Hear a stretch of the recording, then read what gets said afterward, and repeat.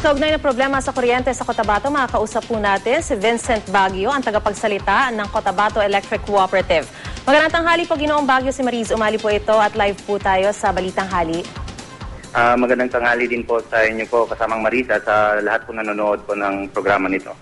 Una po sa lahat, ilang oras po bang itinatagal ng rotational brownout sa Cotabato sa ngayon? As of now po, dito po sa coverage area po ng Cotabato Electric Cooperative, umaabot po kami po ng 3 to 4 hours po yung brownout po namin everyday po. At kung ikukumpara po ito dati, nabawasan na po ba ito?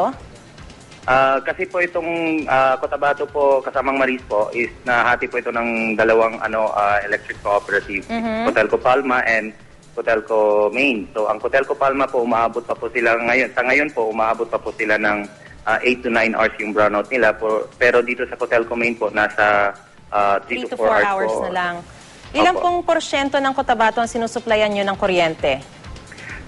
Sa amin po dito sa Cotelco Main, nasa 11 municipalities and 1 city po ang sinusuplayan po namin po ng kuryente po. Alright. Pero ang sinasabi niyo po sa nauna nating balita, balak niyo pong kumuha ng mga generator sets para makapag-provide ng 5 megawatts. Ilan pong generator sets po ba ang kukunin natin at gaano po kalaki ang maitutulong nito kapag na-obtain niyo na itong mga generator set na ito?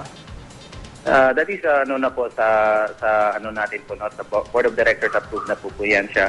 But anyway po, meron po tayong kukunin po na at least 2 generator set po na makakapag-produce po ng 5 megawatts po. It would be embedded po sa system po mismo po ng Cotabato Electric Cooperative.